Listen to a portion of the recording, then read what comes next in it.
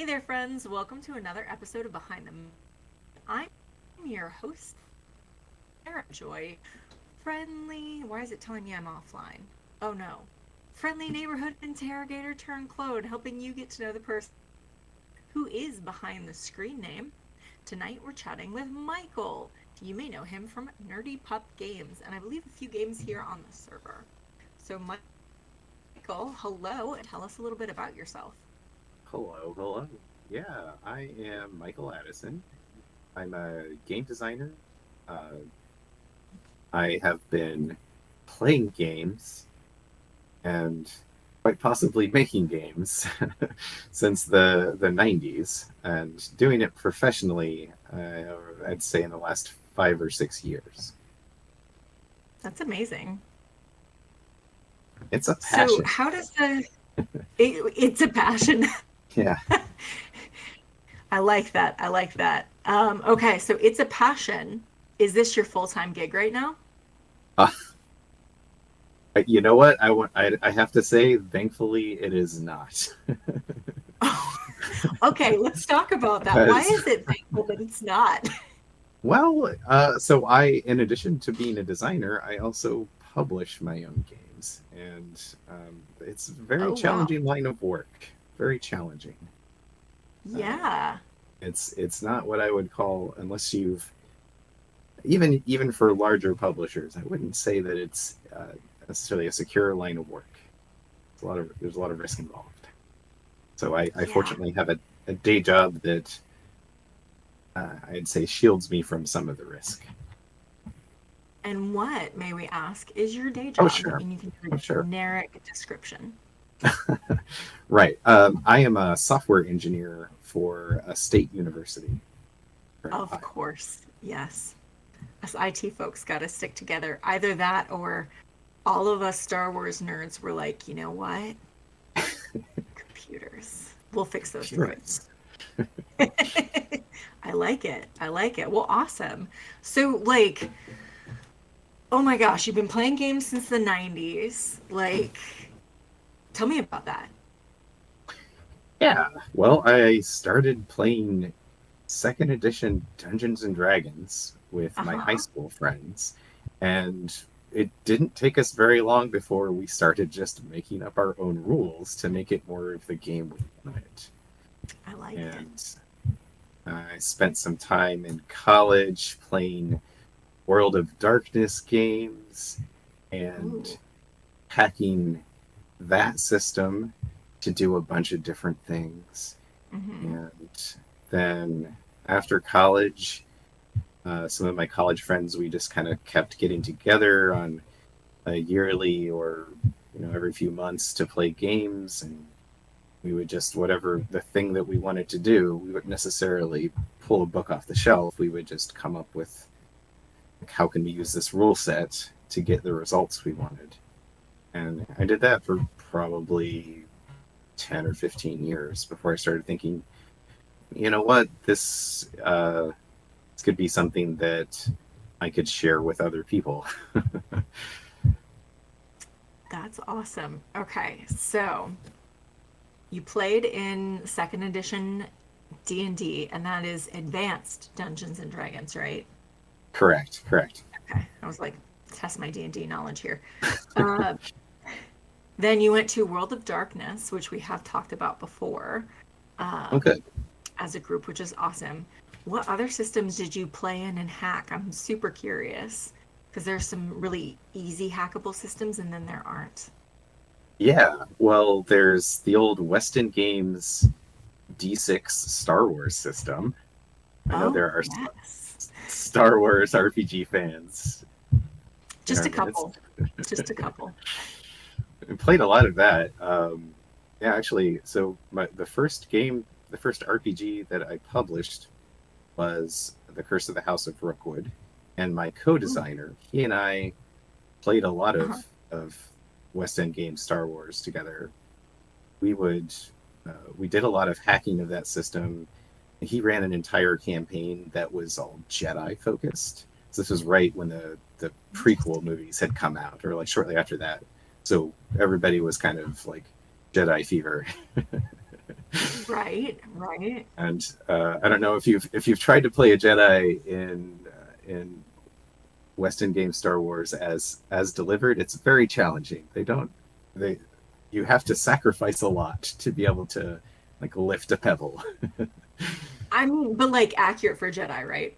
Yeah, it's true, and it makes sense for game balance. But you know, if everyone's a Jedi, then you don't have to nerf the Jedi. You can make everybody feel awesome. I like that. That's awesome. Okay, okay. So the West, and this is like little bit, oh my gosh, I know exactly when this is because I went to see that in the theaters. But yeah, so like late 90s, early 2000s. Early And 2000s. then, Yep. yeah, Genesis got a hold of, or Genesis, I'm sorry.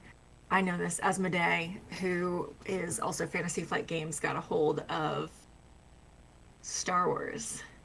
Did you Yeah. have any chance to play that? I'm really curious because that's such an open system.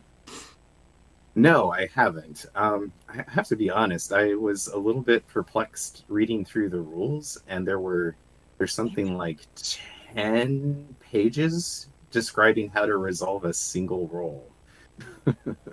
Like ideally, your basic rule for how to resolve a roll should be just a couple of sentences. Maybe just like a formula you could fit on one line. And it's yeah, so I was a little put off by that. Oh But my I gosh. I do understand some people like it, and I think the like the dark side, light side stuff that's built into it is interesting and creative. And I do like it when systems do things that like they try out new ideas. Yeah, yeah. That's I'm laughing very hard because in the games I've played, Mark has to make a like picture of what everything means so that we can look at a quick reference card to be like, oh, this is what I got and this is what it means. Sometimes a picture is worth 1,000 words. I like that. So you started hacking the game systems. What then led you to be like, you know what I want to do? I want to publish this. And you said it was something in Well, the House of Rookwood? yeah, the Curse of the House of Curse of the Rookwood House was of the Rookwood. first. Mhm. Yeah, it was the first RPG. So that was a game that. So kind of what got me into playing around with new system ideas was there was kind of an era in RPG design where a bunch of people just kind of decided that they'd had enough of games being kind of one thing and Mhm. wanted to kind of break down exactly what's really the goal of an RPG, like what's the point of the system, like what function is it having in the midst of our make believe activity, because you know most of it's you could just say bang I shoot you, no you didn't. There's a Mhm. reason we have those rules. So there was the Forge community with like Ron Edwards and a bunch of other folks, Mhm. and then there was the story game, like storygames.com community, where Oh, that's the community that Vincent Baker and Powered by the Apocalypse emerged from. So interesting. I spent Pretend a like you know nothing about what that is. okay. Oh yeah, so like right now, I would say as far as RPGs go, you know, you've got 5e, that's very big. You've got some people that play Call of Cthulhu, some people that play the different versions of Pathfinder, and then you Yes. have people that are they're into story games, and the big story games are Blades in the Dark, Forged in the Dark, and then Oh yeah. Powered by the Apocalypse. So those are kind Okay. of the core systems. Yeah. Nice. I So like. so going through those forums and getting involved in conversations about game design and game theory in those communities is that got me thinking about new ways I could try to express ideas, like story ideas. Mhm. And so the group of college friends that I mentioned before. So after college, this was probably like around 2005 through 2010 or so. We still do this actually. We have what we call Cabin Con, where every year we get together and we just play a bunch of board games, and sometimes we play RPGs. Uh-huh. And I wanted to have a game that we could play once a year, that we could pick up again the next year, but wouldn't be put in a position where we have to remember anything that happened the last time we played. See, that's perfect. Okay. So, Curse of the House of Rookwood, you are playing a family, a cursed family. The curse gives you supernatural powers, and the way, at least the way we were playing it for Cabin Con, is every year we would play a new generation of the same family. So we would have a completely new adventure. We'd have completely new relationships, but it would build on what we did the last time we played. We'd just play like the children of that generation, or aunts and uncles, or nephews, that sort of thing. Oh, that's so fun. I like that. Oh, Mark beat me to it. I was about to drop it in the chat. That's super great. fun. And then what were you like, okay, you know what? I'm going to publish this. Well, I spent a long time trying to get it to a point where I thought it was something that other people could play easily without me telling you how it works. I ended up just kind of putting it on a back burner for a while, and then Brian Ben, my friend and my co-designer for Rookwood, he was looking for a project to work on, and he asked about the game, and I shared all my notes with him. Mm-hmm. And then just like a few years later, just kind of out of the blue, I think it was over a Thanksgiving break, Brian sent me a text and said, "Hey, here's a manuscript. I wrote up Curse of the House of Rookwood as a complete game." And just basically took like all of the notes for like systems and powers and relate like the relationship system, and streamlined it and tightened it up, and then wrapped it up in his own very good prose, and turned it into a complete manuscript. And I was just like, Brian, this is so good. This is my dream game. I'm going to publish it. Yeah, and awesome. I managed to run a Kickstarter right at the right time. Without like, to do it now would take a lot of effort and resources that I didn't have back then, but I did it at the right time, and it was successful, and that was kind of the start of that path towards working on other games and repeating that success. That is amazing. So, okay, first Kickstarter, and I'm going to put it somewhere, like around 2011, 2015? When did Kickstarter start? So my Kickstarter, that was actually in 2019 is when I did that Kickstarter. Oh, wow, so okay. There was probably about a 7-year gap between when I gave Brian my notes and he gave me the complete manuscript. So His like blood, sweat, and tears, 7 years. Yeah. Michael, Yeah, so it was like from the mines. 2018 is about when he did that. Yeah. Oh my gosh, yeah. And so 2019, and I'm putting this in context, my context of the game community. Like, Critical Role had blown up pretty big at that point. They were getting ready to do a Kickstarter and ended up doing a $11 million Kickstarter. So games and independent games were starting to get really big then. Yes, yes. They continued. Thanks, pandemic. So interesting. So 2018, you're like, cool, okay, I'm gonna do this thing. What happened next? Well, the next step was, this has to look like a book.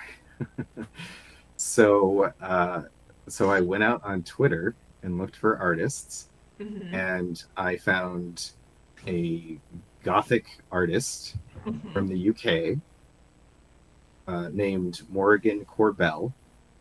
Pretty much just like one afternoon of looking, and her artwork is just absolutely perfect. She works in traditional media. Mm. Does it all in like ink and charcoal, um, and then Oh. just scans it.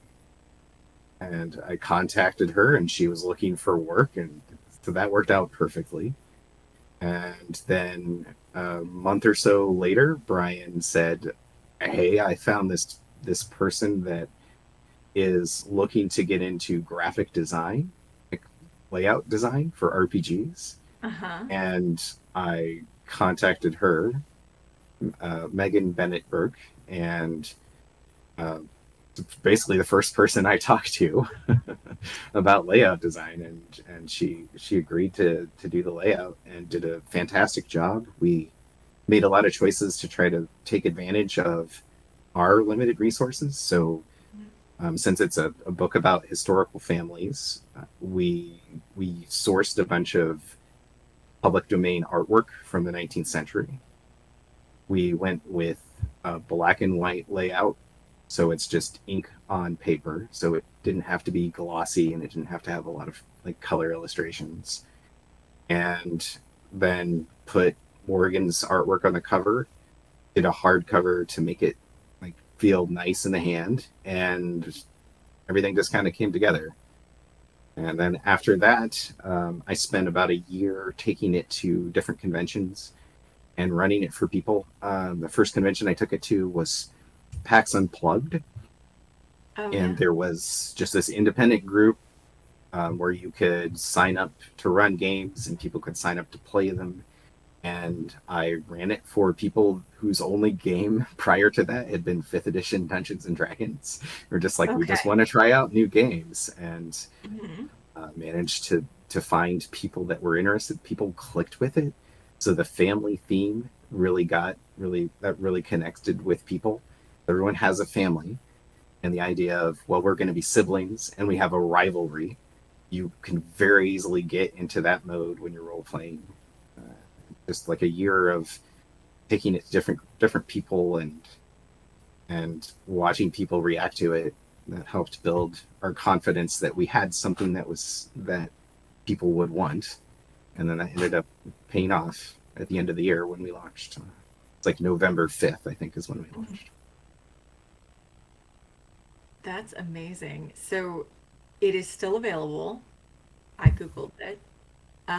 And it is $25 for the hardback. That Yeah, is, yeah. It's a tiny little book. It's like it's 136. 136 pages. It's not tiny. Oh my It gosh. is. It's nice. It's nearly pocket sized.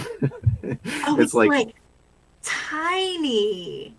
it's like 5.5 inches by 8.5 inches. So it's like a little smaller than your average like indie RPG book, which is usually like 6 by 9.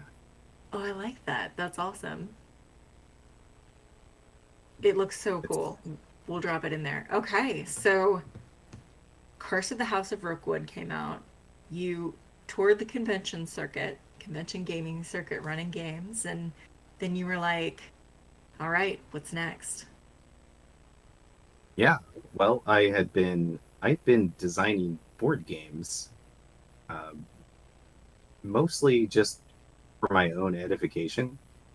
Because Since the when? concept, for not quite as long as I've been doing RPGs, I would say probably since around like 2008 ish. Interesting. Okay. Because that was about when board games. So maybe a little bit before then is kind of when board games started to blow up, and Right. Not and just the Euro. life, Yeah, Monopoly, Twister. Yeah. yeah. So like Euro games had started to make it to the U.S. Hmm. And American publishers started publishing things that were a little more hobby oriented. Um, yeah, so I had a few prototypes that I had been playtesting with. I'm lucky to have met some other board game designers that live in the Northwest Ohio area, and some of them were Right. published and professional, and some of Hmm. them worked for like local publishers. Like there's Academy Games that's really close to the Toledo area. They're Yeah. I think they're in Finley, and just a bunch of other people that were that were making games just kind of out of passion. Mhm. And so I had a few prototypes, and I was thinking after the success of Rookwood that I would I would like to try and see what it would be like to publish a full board game. So I went with something that I thought was achievable, which is just a card game, and that ended Okay. up being a design that I thought would represent some tastes that aren't reflected very much in board games typically.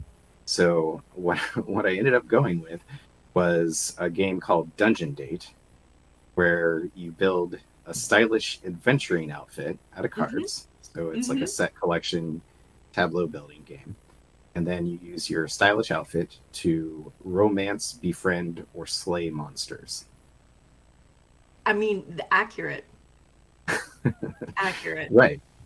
So there's not really much like romance or relationship kind of theming in board games. There's a few out there, but I feel like there's an audience for that type of theme, and no one's taking advantage of it. So Right. so I went for it. Yeah. That's Yeah. amazing. The art on it is amazing. Um, Thanks. Yeah, we had a lot of artists on that. So the cover art was done by Lei Luna, who mhm. ended up doing. She went on to become an artist for Steven Universe, the animated show. So she did coloring. I think she's done some line work for them and Oh, oh something my like God, that. that's so cool. I was lucky to have hired her when I did because I have I don't I think she's Take outside of my advantage. budget now. Yeah. Maybe just a little. Maybe just a little. Um, who knows? I don't know what they pay colorists nowadays. Yeah. Okay. Uh, Oh my God, and then it's so there are good. two I want to gush more about my artists because Gush more. Oh my God, really love gush their work. more, please. Yeah. So then I also had artwork from Michaela Buan and Tan Ganguly. They're both very Mhm. talented. They were art students when I found them, and they had just posted art online. Very talented. I, if I'm not mistaken, I think I was their first paid artist job, professional artist job. So they did. The art on this does not look like somebody's first job. And then there's a bunch of artwork that's also done by me in that game. Okay. What did you Um, do? so I did all of the actual cards that have monsters. I did the monster artwork and the costume artwork, and then Tan and Michaela did the character artwork for like the hero characters, and of course Leia Uh-huh. did the cover. It's so fun. It's really well done. All right. Thank Well, you. obviously, everybody needs to go over to Michael's website right now, nerdypupgames.com, and look at this artwork because it is amazing. Um, so I never write in the chat, and I had actually gone on and checked out all of your games, and I was very curious. And this is a completely like self-serving question here. Sure. Um, a friend of mine who is also a friend of Mark's, um, she is teaching at a College of Art and Design here in this area, Ohio, which shall remain nameless. I don't know. Um, and she's a lot of students who are coming in, like trying to figure out how they're going to have a career, especially now in the digital age. I am super Yeah. curious where you found your artists and why you went there, wherever there is. Sure. Yeah. So things are changing a little bit now from when I started, and we have billionaires to thank for that. So Yeah. I started out looking on social media sites. It's typically Twitter, sometimes Instagram would be good. So there are a couple of hashtags that you can use to promote your work. There Mm-hmm. is hashtag portfolio day, which a Uh-huh. lot of artists will do. For a while, there was hashtag visible women, and there would be women in a lot of different professions that would share their work or share their portfolios. Mm. A lot of artists on Twitter, um, visible non-binary or visible NBs. That was another group, and just a lot of very talented people looking for work.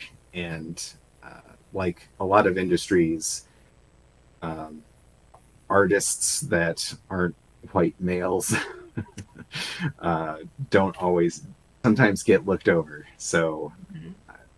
that ended up being I was able to find artwork that really suited my needs and my tastes, and were able to offer some work to folks that might have been overlooked otherwise. What So inspired you to do that? That's I love that, number one, but that generally when somebody's out looking for art, they're not like, you know what, let me find the people that other people haven't found. Let me lift up people that might not be as visible. I to be honest, I did that on the advice of another designer friend who had Okay. worked in the industry, and he's kind of made it his one of his goals to try and create opportunities for other folks that are from marginalized groups. Love that. And uh, like I know how hard it is for me to. So I've tried pitching board games before. Hmm. I've tried to get work in the industry from larger publishers, and it's very competitive and it's hard to stand out. Hmm. So I can I can only imagine what it might be like for folks that might have more stacked against them than I do. So uh, like it means a lot to me to be able to if I'm going to if I'm going to go through the exercise of publishing and having and I need to hire people that I create jobs for people that might not be able to find a job otherwise, or just or get like we said before, like overlooked. I love that. I absolutely love that. I did notice that most of the names that you were saying were feminine, and I was like, I wonder if that's a distinct choice. And it is. That's amazing. Also, thanks for sharing the hashtags. I'm gonna make sure that and Nikki's been on here before, so like that Nikki watches this video and can share that with her students. Oh, I Okay, love that. cool. Yeah, I'm trying to think if there's better places now. It's a little the internet is a bit of a hellscape these days. It's kind of hard to figure Hell yes, how to that's find putting it people. mildly. Dumpster fire, absolutely, sure. Oh my gosh. Yeah, and it's so hard too, like in a sea of many, it is hard to shout into that void and hope that somebody hears you and sees you and finds you. Yeah, So, absolutely. but sometimes shouting works. That's amazing. Okay, so more importantly, you're a Star Wars fan. Yeah, So how did you absolutely. get into Star Wars? I was born in 1977, the year Star Wars came out. It's The true. very first That's Star Wars. true. Mm-hmm. My, you know what? My parents, my baby boomer parents, Uh-huh. absolutely love Star Wars. And the reason I am passionate about Star Wars is because they were crazy about it. They took us to see all of the movies. My sister and I, growing up, we had the record storybooks where you could put like a little record in the Oh, record player and read yes. along. We Yes. had all of the Kenner action figures. We Mm-hmm. probably would have been happy with just a few, but my parents bought us them at every opportunity. We had like a between the two of us, we had a decent Did they collection. buy them for you? I mean, I as who can say? There is somebody in my family that has a collection of Jar Jar Binks memorabilia, and it is not Oh my, myself, and it's not my sister. oh my gosh. So yeah, my parents really love Star Wars, and it's actually really cool that that's something that we can still share after all these Yeah, years. that's amazing. That's amazing. So yes, you remember the Phantom Menace coming back out and being old enough to drive to it. Yes, yeah, absolutely. I think I saw Phantom Menace maybe 5 times in the theater when it came out. It just kept going back because they were lightsabers. Right, and it was novelty, So right? You couldn't exciting. turn on your Yeah, TV and maybe you wore your VHS tapes out. So like it's new Star Wars. yeah. Oh, I love that. So like growing, and I will 100% out myself here. I was born in 82. So not terribly far apart. But being kids, being nerdy was not cool. Oh, I, yeah, definitely. Yes, that's yeah. you're describing my entire childhood. So Not cool. right, right. Definition of not cool. And then somewhere it started getting really cool and like now all the kids are rocking their Star Wars t-shirts. But like how as a kid did you cope with that? Uh, I I think what got me through it was finding other nerdy kids. I got really lucky in that regard. Mhm. So I have friends that are my age that were very lonely in high school as a Mhm. kid and didn't meet people till they were older in life. But Yeah.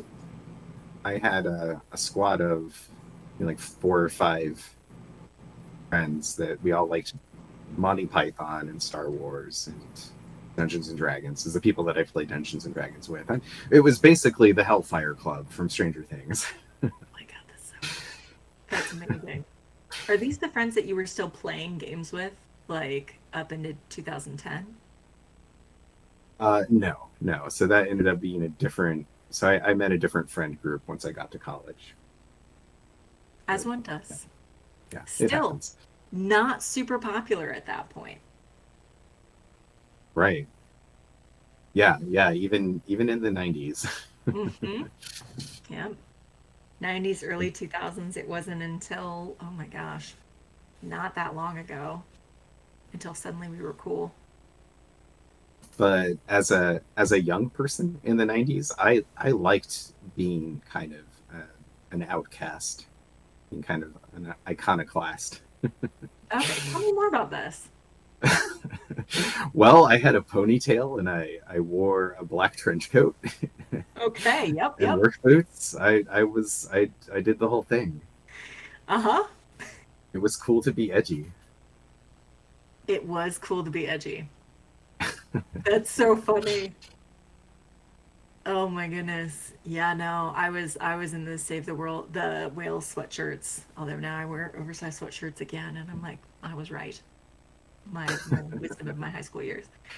So that's amazing. So what about being an outcast at that time have you taken, and like your pride in that, have you taken forward into uh, whatever this adult life is that we call this?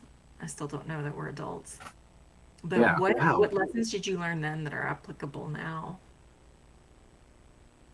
You really you gotta listen to yourself, I think, about what's fun and Hmm. like just if you enjoy doing something, don't worry about what other people think about it as long as you're not hurting anyone. That's kind of the that was the vibe back then. And I don't know what it's like for to be younger now. I don't have a lot of experience with that. Yeah. I have nieces and nephews um, that are just graduating from high school right now. It's got to be brutal. They they all seem pretty chill, but Oh, good.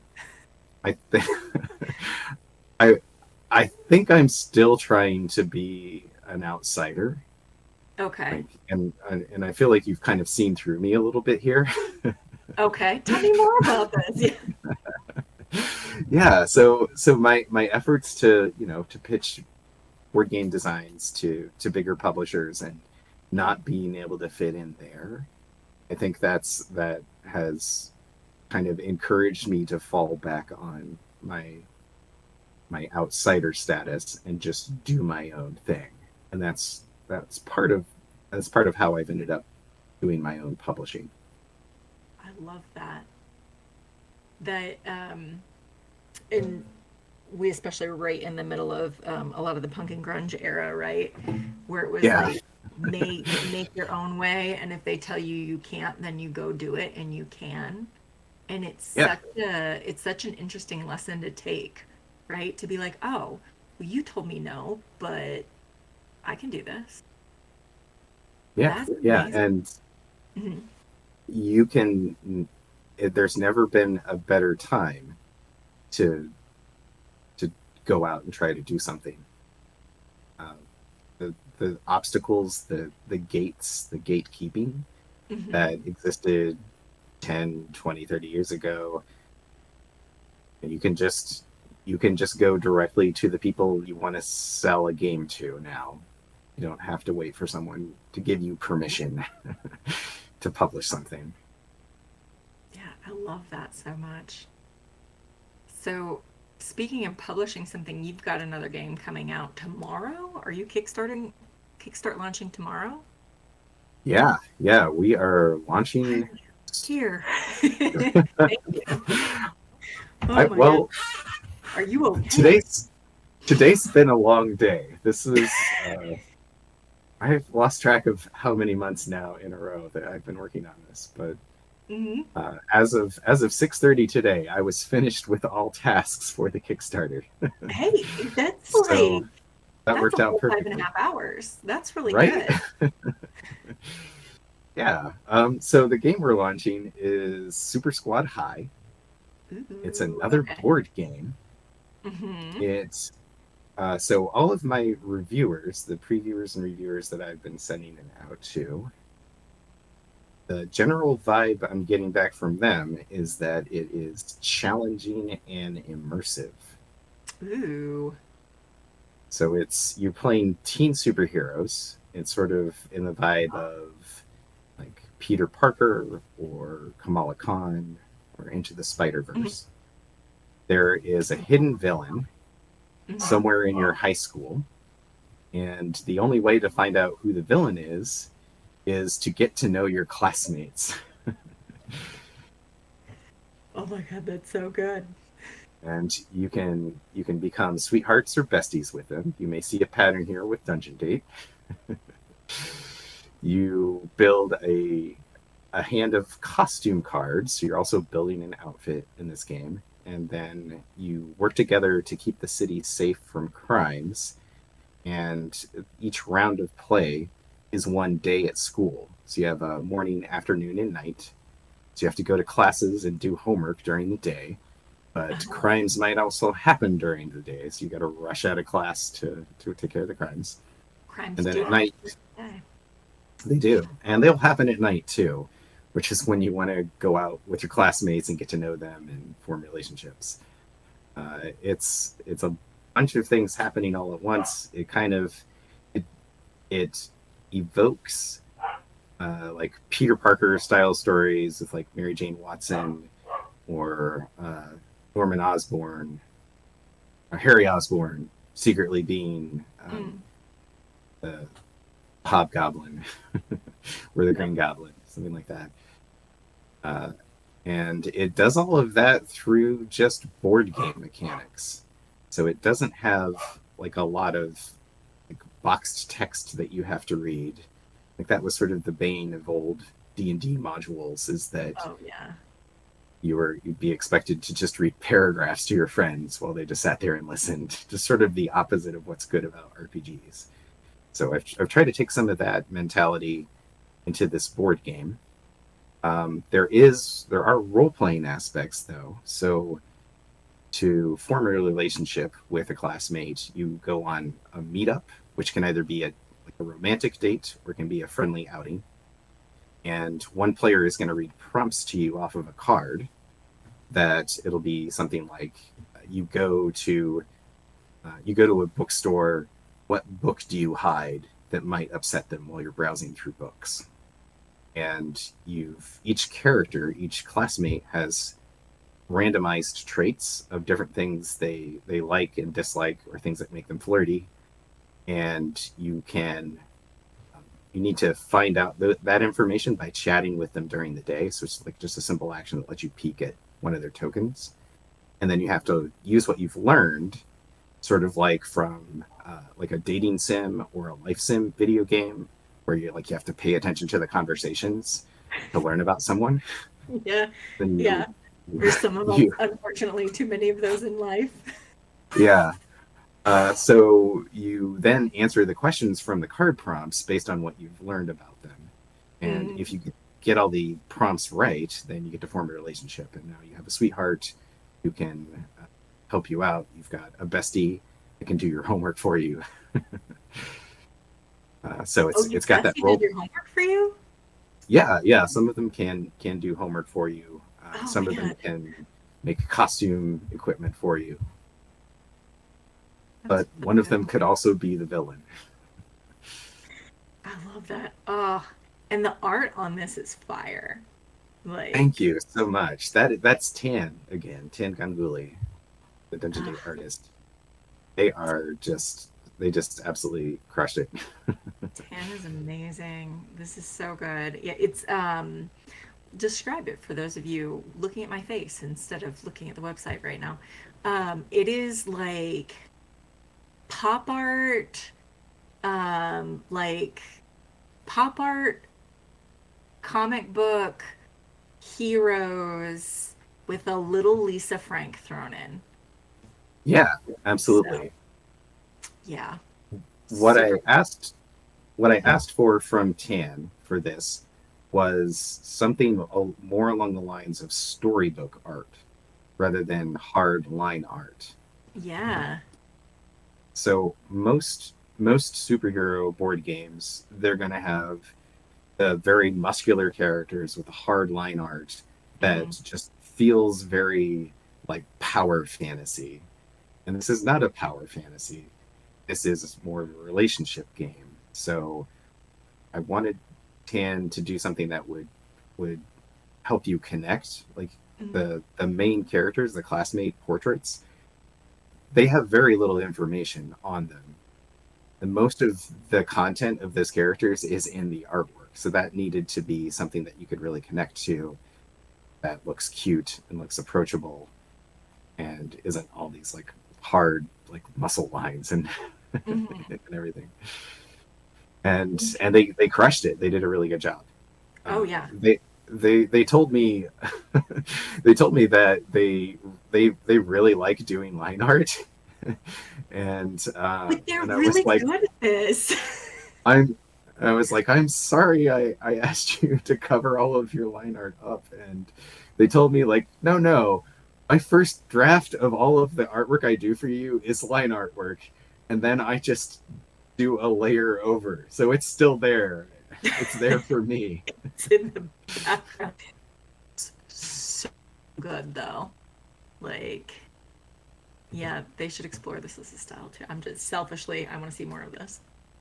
Oh, that's so good. So I have noticed a theme in your games. Okay. You're like, oh God, what is this?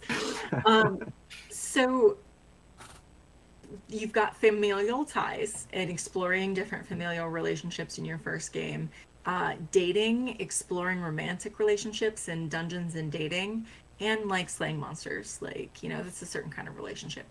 But and in this one too, like you're really delving into the relationships and forcing a connection with players. Where does that come from? I watch a lot of CW shows. That's Did you watch all 15 seasons of Supernatural? I watched 10 seasons of Supernatural, I think. It got better. It got better. Yeah. So, Dean Yeah, or Sam? absolutely. Say what? Oh, I'm sorry. What did you say? Did you say Dean or Sam? Sam? Dean or Sam? Oh, Dean. Dean, definitely. Okay, okay. Yeah. You can tell a lot about a person there. And if you haven't watched all 15 seasons, I recommend it. Oh Yeah. my gosh. Yeah, that's amazing. Okay. And then I would assume Riverdale as well. Oh my God. What else have A they put little out? bit of Riverdale, a lot of superhero shows. Really Uh, into the mhm. Flash. The Flash was really good. The Had Flash was good. had kind of like that Scooby Gang vibe. Yeah. Green Arrow was like that as well. Yeah, We'll throw it back to Birds of Prey, which was really good and on the CW and canceled way too soon. yeah, So I love that. sure. I'm going to make another observation leap here. So you've had different friend groups, right? Is this something that has thematically carried through your life, even though like you kind of liked being on the outcast? You still seem to have deep connections. Yeah, yeah, definitely. Yeah, I don't like big crowds of people, That's but fair. I do really cherish close friendships. And like if I can spend an afternoon with just one friend doing something, that's great. Or with a small group playing an RPG, that's ideal. But I wouldn't say I have like a lot of friends, but uh, It's not about quantity, it's about quality, right? yeah, yeah, it's about finding other people that also feel like outsiders, connecting with those people. Yes. And we bond together and take over the world. I mean, oh, I love that. I love that. So, with the younger generation coming up too, and not having as many opportunities to have their life, to have that private side of their life, what advice would you give them? Like your nieces? Did you say nieces and nephews? I'm sorry. Right. Yes. Okay, Yes. your nieces and nephews as they get ready to blossom from high school and enter into the world.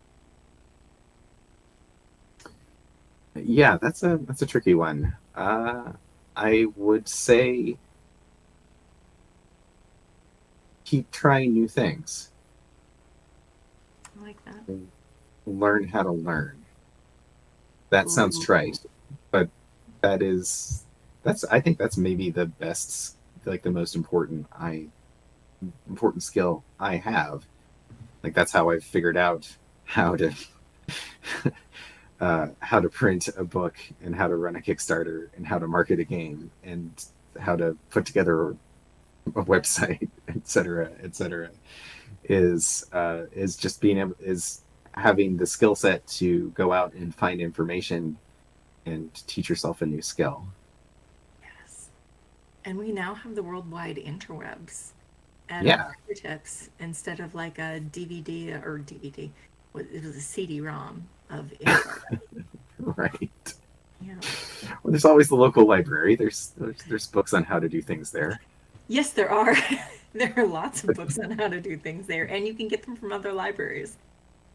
But yeah, plug for the local library. They also have internet and Yes, D and that is. D. Yeah. Oh, wow. Oh, your local library has D&D. That's great. I'm trying to think. Not The great. the county I live in does not have it, but the county that I'm Okay. actually closer to has it. And I'm thinking specifically of somebody who's watching the podcast, right? Podcast, oh my gosh. Video talk show.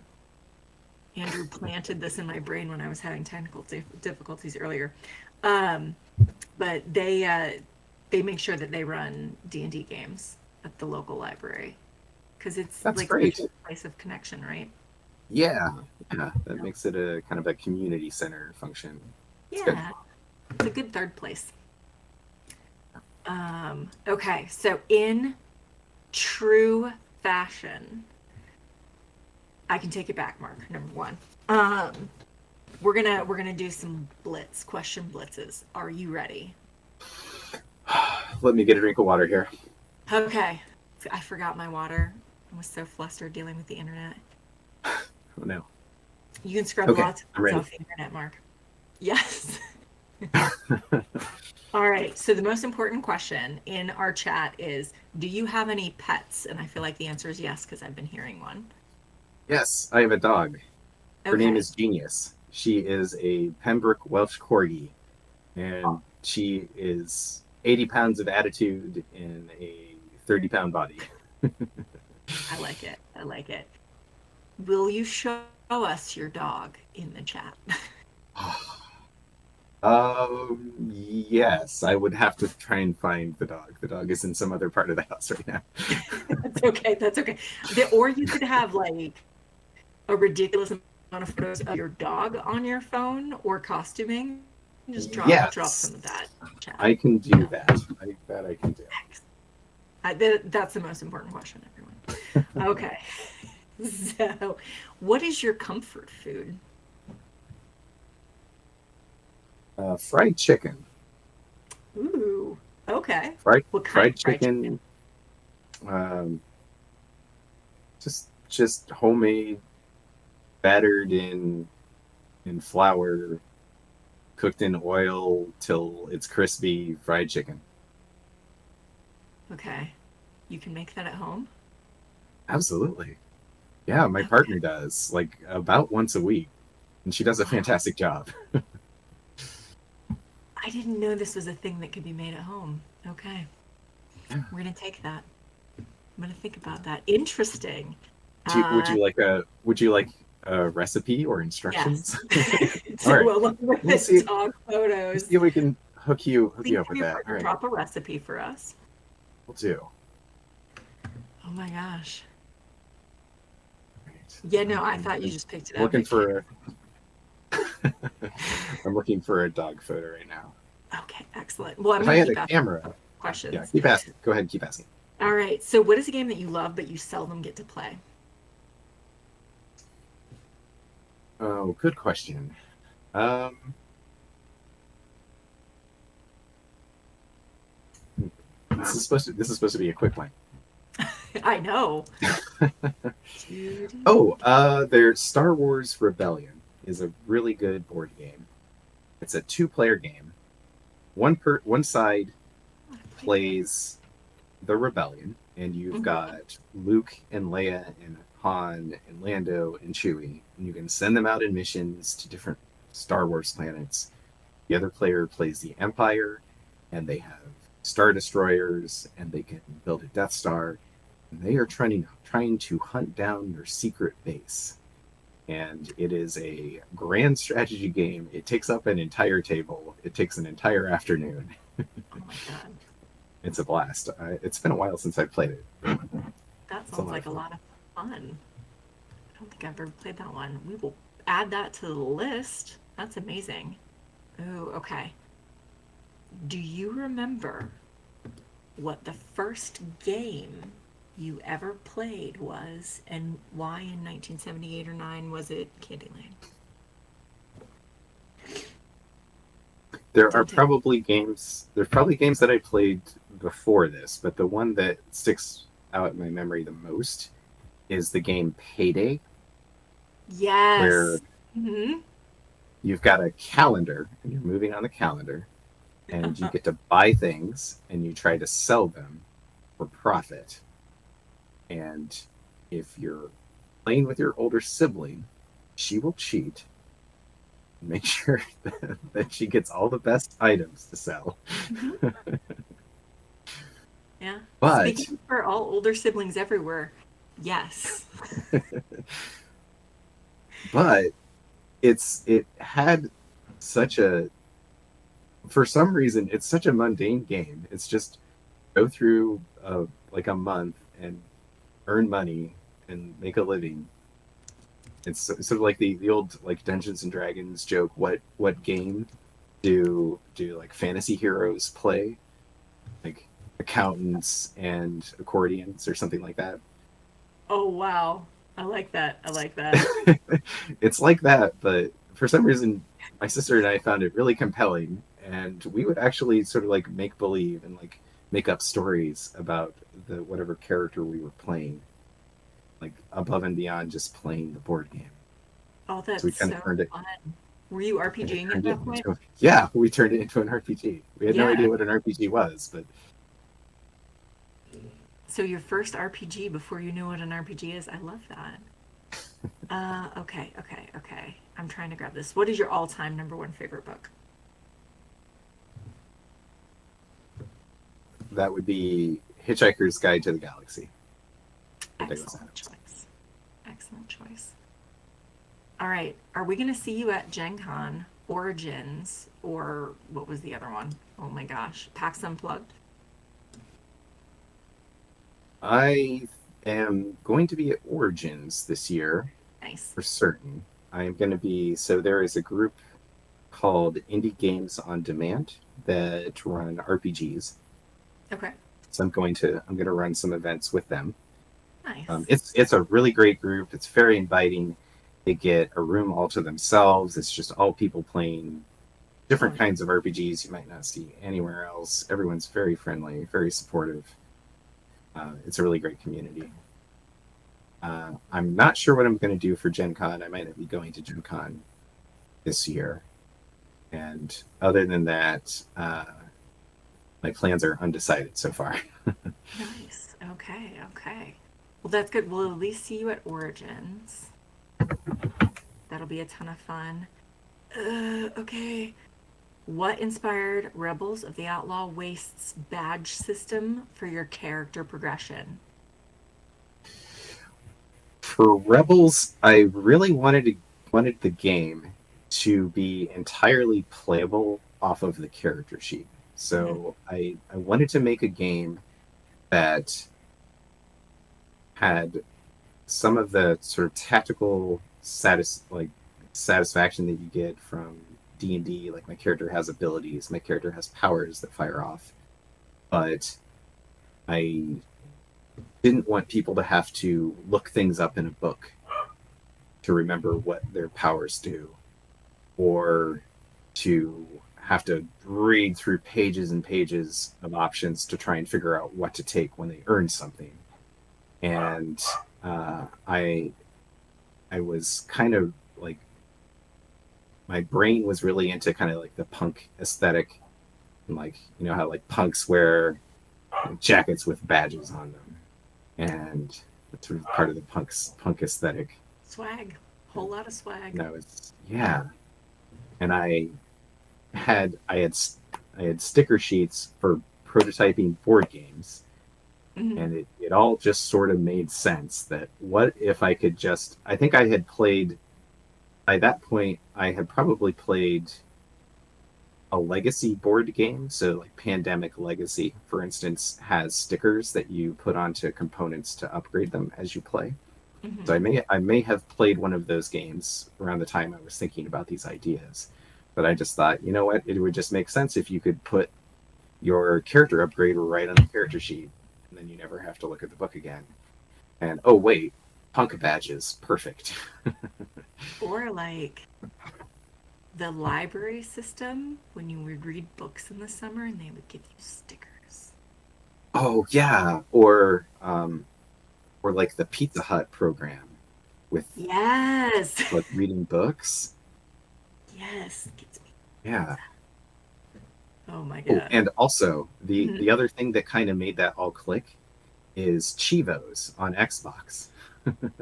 So I wanted, so the whole like the experience system, I wanted it to feel really immediate, and like that immediate gratification of I've unlocked something.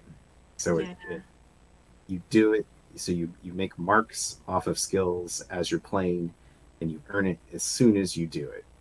In the middle, it doesn't matter what else is happening. You get a sticker right now. I like it. So a little bit of dopamine hit at the same time. Yes, the game is designed very much to be about dopamine. The ride or die system, um, or like the ride or die pool, the way your dice rolls can kind of burst with a bunch of successes when you sort of pile a bunch of dice and a bunch of boosts into one roll. Yes. It's meant to be very very dopamine, very uh, live fast and die young. I like that. Like the Star Wars universe or Yeah. on the dark side. I don't know. Okay. So, I have a dog picture. Where should I put this? okay. For those of you watching on YouTube, what you need to do is you need to join the Nightcast Creative Discord because this is where all the not cool but actually really cool people hang out. We're the outcasts that have banded together. In like you're on the stage right now. If you look up into the behind the mask hashtag behind the mask chat where Yeah. everyone's been chatting this whole time, There we go. but Oh, it's I've been super hard to ignoring that. watch I'm at so the same sorry. time. Don't watch it. I do that for you. Don't worry. Um, drop Oh, the I see dog. someone else is a Dean fan. Excellent. Oh yeah, it's What's it's Eric? everyone as you should be. Like, is there another Okay. choice? Okay. But while you're dropping the dog photo for us, we are a little over because of my crazy internet issues tonight. But thank you so much for joining us tonight, Michael. Where can we find you in the wild or the worldwide internet? Same thing. Yeah, you can find me at Nerdy Pup Games. All one word, no weird punctuation. Pretty much anywhere. So Instagram, Facebook, X, Blue Sky. Yeah, I think that's pretty much it. I love Oh, it. you can also. May I share my Discord channel? So we Absolutely. do have a Nerdy Pup Discord server. Nice. And we'll all come and join you. And Andrew will Yeah, share all the everyone's socials on the YouTubes. welcome to join us there on the server. Our activity it just depends on whether a conversation has started or not. Anytime it's a little bit sporadic, but if you have questions about games or if you just want to connect with other people that are into Nerdy Pup games or trying to start a game, start a campaign or a group, Yeah. it's a good place to meet people. I love that. I love that. And we have all found our wonderful little sanctuaries. So now we know of another little sanctuary on the internet. So thank you for spending your time right before your Kickstarter. Please, everybody, if you haven't already, go and support Nerdy Pup Games. It'll be amazing. And there's my outro music. We will be back next month with another amazing guest from here at the Nightcast Creative Discord server. Thank you all so much. Maybe I should actually read my outro. Nope, totally didn't remember. All right. Everyone have a wonderful night, and until we see you again. Thanks, Bye. everyone. Bye. Wave. Or